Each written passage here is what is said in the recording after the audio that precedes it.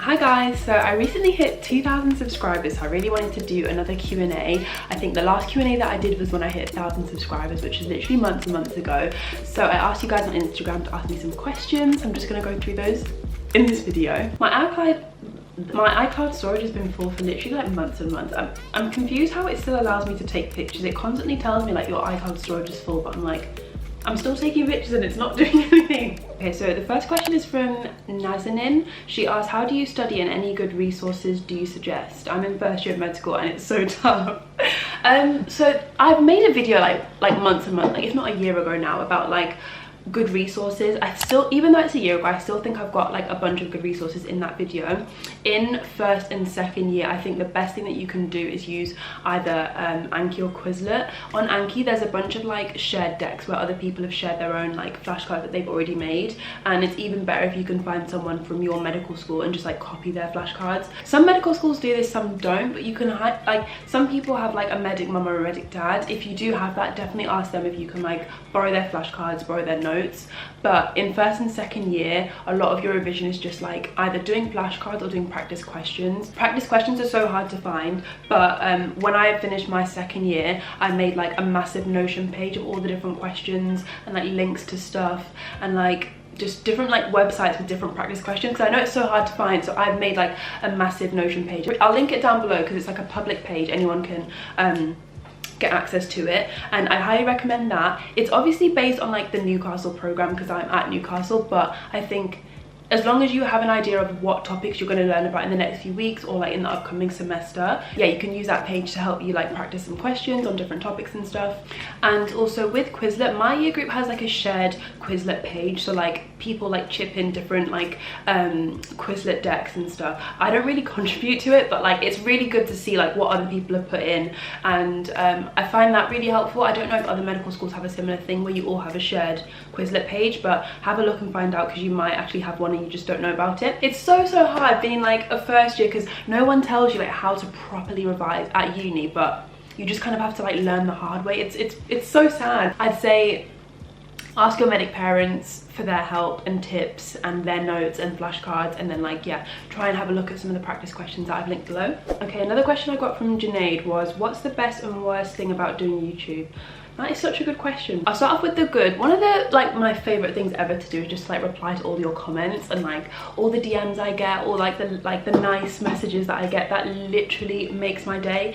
I don't know if this is like a bad thing or not, but I've literally got like a whole entire album of screenshots on my phone of just like nice messages people have sent me. Like it literally makes my day when people say like nice things, or if I get like a nice DM, like because it's interview season at the moment and I've made like a bunch of interview videos, I've gotten a bunch of people message me saying like, your videos have really helped me, or like, I've got an interview, I was nervous but now I feel like a bit more prepared and ready because of your videos. Just stuff like that is like probably one of the best things about YouTube. But the bad thing about doing YouTube, I think it's just like juggling like YouTube and studies, because that's really hard. Like, to be fair, like doing medicine in general, if you're doing like a hobby, if you've got a commitment, if you've got things outside of medicine, juggling medicine with anything is so hard. But another thing I think with YouTube, it's kind of like Instagram in the sense that you might like compare yourself a bit to other people. Like if you see other people like with like more followers, or like they're doing really well, or like they're really popular and stuff like that, it's that like comparison thing that's sometimes quite hard with YouTube. I struggle with that quite a lot. I had that issue with Instagram for a while. That's why I stopped posting like for quite a while back in the day. The good outweighs the bad, so I tend to not focus on the bad too much. And yeah, I say it's just mainly like juggling things and like comparison. And then also sometimes I just run out of ideas. Like I'm like, how many more MMI videos can I make? How many more vlogs can I make? Like sometimes I just run out of ideas, but I tend to just like watch other people's videos and get inspiration. So is asked how to be a good doctor. It's a really good question. I would love to know the answer to that. Some of the doctors I've shadowed, where I've spotted like they're such a nice person or they're such a good doctor, they're always just very empathetic. Like, and I talk about this so much in my MMI videos. I should probably stop talking about it because I feel like a broken record, but I think if you can like listen to your patients and like really understand their point of view and not be judgmental and just like give them a lot of time and space to talk openly about what they're going through or like their medical condition. From what I've seen in like the doctors that I've shadowed, being empathetic and a good listener, I think that makes you a good doctor.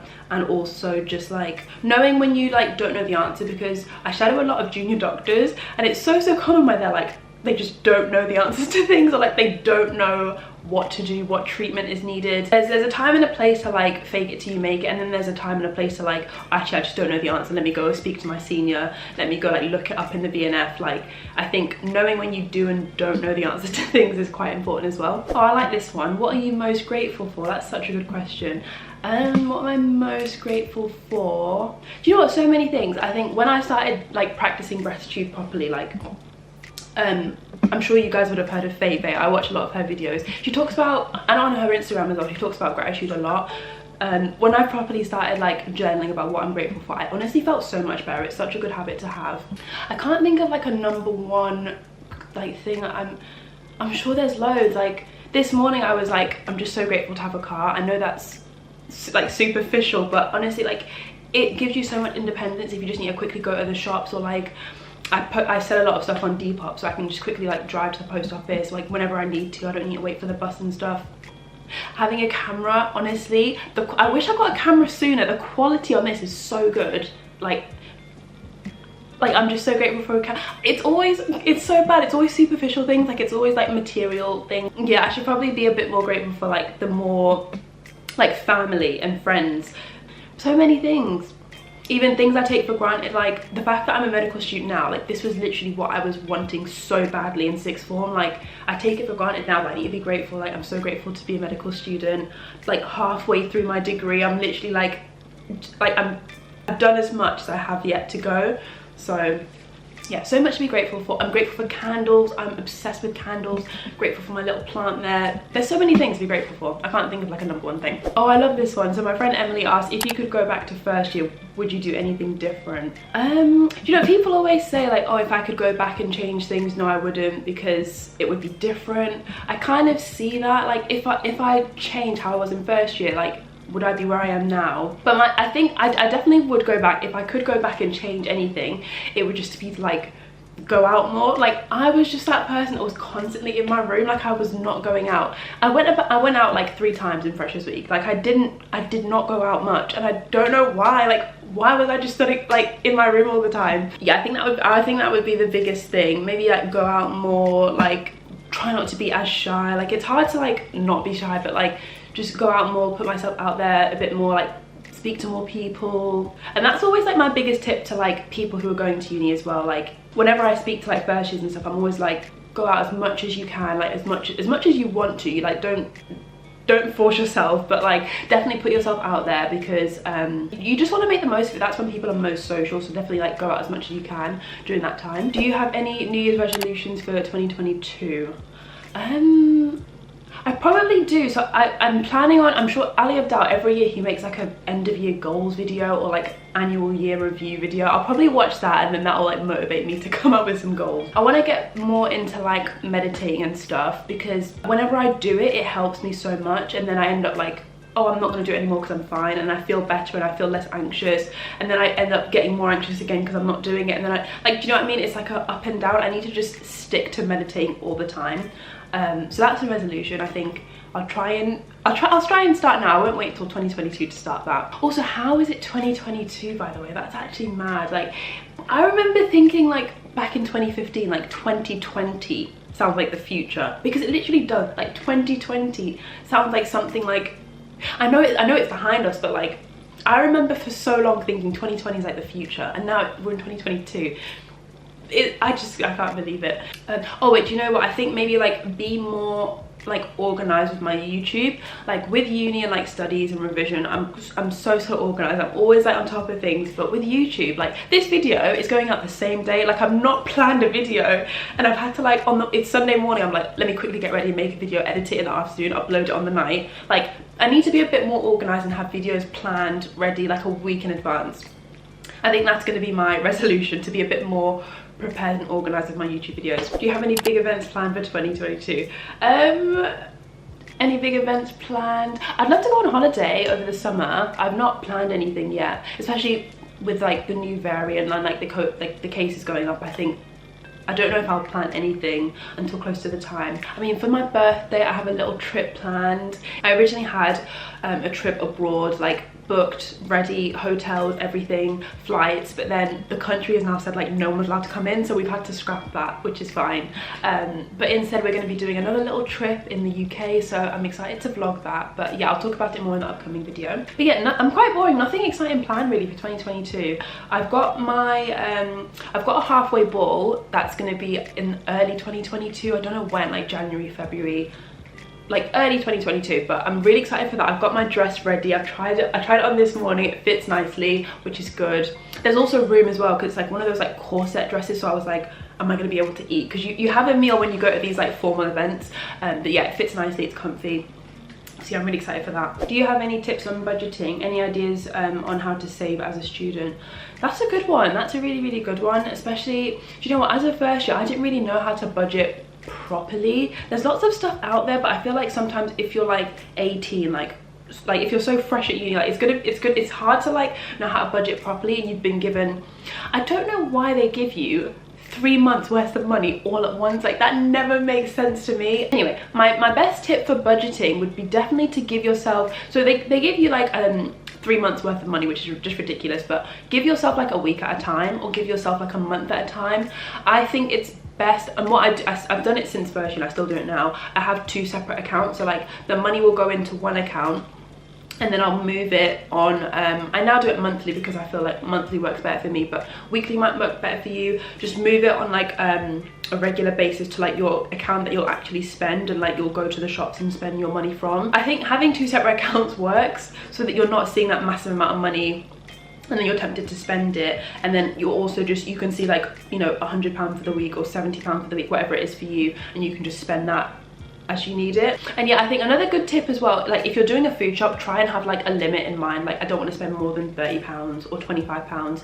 Don't like, I mean, you can just go to the shop and buy whatever you want, but I think it's probably best if you've got like a limit in mind. Yeah, those would be my tips. And also actually, when you get your student finance installment, if you've got like Christmas coming up or like a birthday, literally take like a couple £100 out straight away. Like yeah, just set aside your Christmas money, birthday money as soon as you get your installment, and then also give yourself like a weekly spend. I feel like Graham Stephan, like I feel like a finance guru, giving all like my finance tips. I'm not even the best person to speak to about saving and stuff, but I know that when I first joined, a lot of like the tips people give out are really complicated. They're like giving you like templates and like just spreadsheet. I feel like it's a bit much. Like it's definitely a bit much if you're like 18, like you don't need a spreadsheet to sort out your finances. Yeah, I feel like it's a bit overwhelming. What's your favorite restaurant? My absolute favorite restaurant is Wagamama. It always has been. It's just my absolute favorite. I'm not like 100% vegan, but they have got like a dedicated vegan menu, and what means the world to me is that they've actually got like desserts on there. Normally with vegan menus they've just got like starters and mains, but Wagamama actually has vegan desserts, which is just literally, it's just the best. I'm obsessed with Wagamama. The food always is good. The katsu curry is obviously like what they're most well known for, but all their other, because I've tried so much there, like everything else on the menu is so good. So yeah, Wagamama, my absolute favorite. Oh, I love this one. So my friend Leah asked, how do you imagine your YouTube in the future when you're a doctor? That's a good one. Do you know what, is it bad I've never even thought of that? That's a good one. What am I gonna do? Do you know what I think? When I think of like doctor YouTubers, a lot of them just tend to do like lifestyle stuff. Like not a lot of, I mean, there is one side, like some doctors talk about like their day-to-day life, like Violin MD talks about like actual life on the wards. And I know like there's people like Dr. Mike who do like meme stuff. Ali Abdaal does like productivity. I don't know, like I can imagine Faye would still do like her like vlogs and stuff. I don't really know, what would I do? I don't think I'll be making videos about like MMIs and EPQ still by then, hopefully.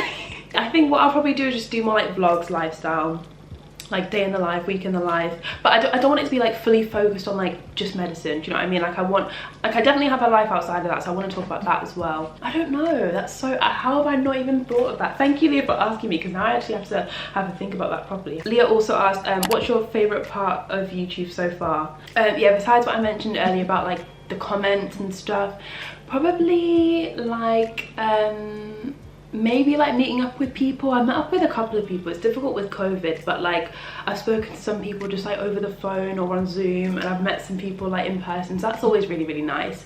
And like I've been on a podcast once, that was really cool. Yeah, maybe like the opportunities that come with it, I think, like being able to do cool things and stuff like that. Because I mean, being on a podcast was never even something that I even thought of. Like I listen to podcasts every single day. Like I love podcasts. I listen to them all the time. So the fact that I was on one was really cool. I think my favorite part of YouTube probably so far is maybe like the opportunities and stuff. If you could remake the world, what would you change? That's such a hard one. I mean, there's a lot I would change. All the different social issues that we have, like poverty, inequality, racism, sexism, homophobia, trans, like all of those would be like fixed straight away. And then like maybe like ignorance, like people who are just like small-minded, closed-minded. Do you know what, actually, I was running this morning, like I don't even know who I've become, like going for a run. Like I don't normally run, but I was on a run this morning and I saw this little sticker. You know when people put like propaganda stickers on like lampposts and stuff? Someone put this sticker and I was like, who would even put that there? It says, we kneel for no one, keep politics out of football. What? What a weirdo, who puts that there? And they've got like the Adidas logo there as well. Like I don't know, that's definitely not like an Adidas message. I don't know why they've got the 3 stripes there, but people who are just ignorant and like don't understand like what other people or other groups of people are going through, we would definitely like fix them. And then yeah, the anti-vaxxers as well, like I'd do something about that. I actually had my booster yesterday. My arm still hurts from it. It's like, it's all right. Yesterday I couldn't get my arm up past that. Like I can now, it's better, but like my arm was so stiff. But then this morning I woke up and there's actually pain like in my armpit, and I don't know why. The woman said like, oh yeah, you might get some swelling. I've not had any swelling, but it's just quite painful and stiff, and now it's moved into my armpit and I'm like, oh god. I did see quite a lot of patients, to be fair, who were really ill with the booster when I was like on placement and stuff. Like one woman, she had her booster and her arm was literally, have I told this story already? I feel like I've told this story to maybe someone like in real life, but her arm was like if I saw her head on, and this arm was the one she had a booster in, and it was literally like this, like it was ballooned, like it was so swollen. She said it wasn't painful, but it was red and it was warm. Like if you touched it, it was warm, as if it was like infected. And then this one was like normal. That was weird. Yeah, another woman came in. She wasn't that ill. She just was like, she had the booster and then she just had like a cold. I don't know why she was in A&E, because A&E is for like serious stuff, but like yeah, she was also in for her like booster with issues with it. I mean, you should still get your booster anyway, but yeah. But I mean, I'm like a normal, healthy, young person, and I've just got a stiff arm, so yeah, which I'm sure will settle because it's a lot better now. So Noah asked, what are your goals in life? What are my goals in life? That is such a good question. Do you know what? One of my biggest goals is to have a nice house. I don't know if that's like a superficial goal or not, but like I'm always on Pinterest looking at nice houses. Like that is all I do. And like, you know how Instagram, like your what do you call it, explore page is like all the stuff that you're really into. Mine's just 90% houses, like 90% interiors, like nice like sofas, like nice bathrooms, like nice kitchens. Like that is my life. One of my biggest life goals is to have like a nice house with like nice inside bits. Like that is a big goal of mine. I'm not too fussed about the outside. I don't really care how the outside looks, but I just want like a nice house. Like this sort of thing literally, this sort of thing literally just makes me so happy. Like, oh, just look at that. Oh my god, like look at the lights on those stairs as well. That looks so nice. Oh, that bathtub was nice as well. I like the shape of that. And like, oh, just look at the lights there. I like this one. I definitely want a home gym. Like in my future house, I'm gonna have a home gym. I mean, I don't like that one. That home gym's not quite the vibe, but yeah, I'm obsessed with houses. Definitely want a nice house in life. My goals are very vague as well. I don't know if it's like, if that's probably a bad thing. Like a goal of mine is like definitely be comfortable and like do well in life, like be successful. But that's such a vague goal. Like what does that actually mean? Like what do I need to do? Do you know what I mean? But my house goal is like, no, I know what house I want. Like I can just visualize it. I know what sort of house I want. I know where I want it, like how many bedrooms. Actually no, I don't know how many bedrooms. And then the last question from Alexander was, what has been your favourite thing about Newcastle Uni, and what advice would you give to applicants? Oh, that's a nice question to end on. So my favourite thing about Newcastle Uni, It's so social. I'm probably contradicting myself to like a minute ago where I was like, I never go out, but there's literally so much going on at Newcastle. Like there's so many societies, literally for everyone.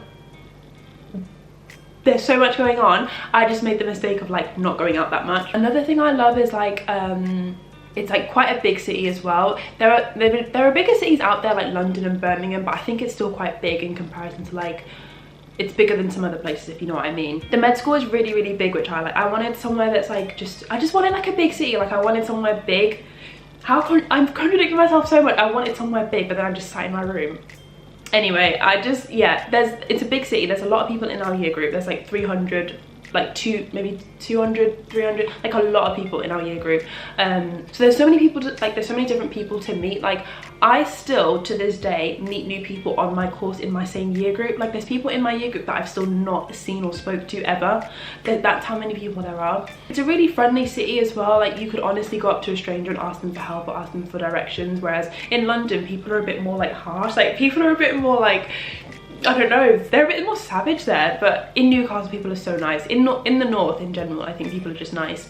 Sorry. Advice to applicants. So yeah, if you're in year 13 and you're thinking I want to go to Newcastle University, I would say definitely just have an idea of like a bit about your course, because if you have got an interview, I know not all courses do get interviews, but if you have got one, they might ask you like, why do you want to come here? Why do you want to come to Newcastle in particular?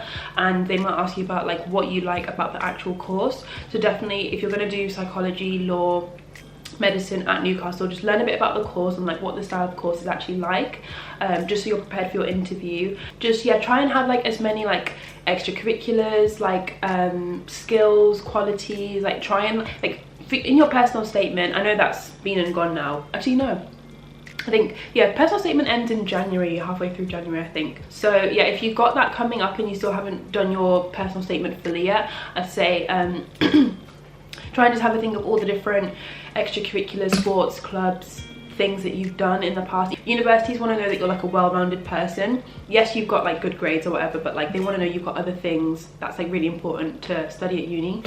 So yeah. Gosh, is this another side effect of the booster? Constant cough. Anyway, I really hope you guys enjoyed this video. Thank you so much for watching, and thank you so much for 2,000 subscribers.